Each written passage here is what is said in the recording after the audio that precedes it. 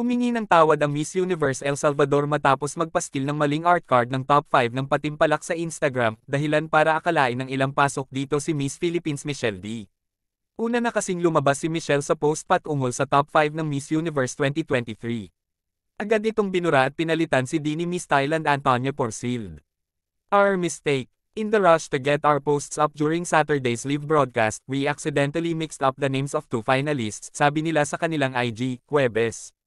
This was a simple error of moving too fast. We heard the same results live at the same time that you all did, no special access over here. We're sorry to both finalists.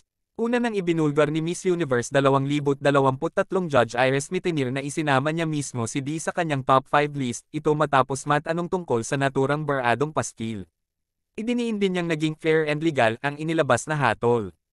Have no idea about a deleted post or something. As judges, everything was fair and legal. But to be honest, Michelle was in my top 5. I loved her style in evening gown and I love her style since I saw her in the Philippines almost 3 years ago, Annie Iris.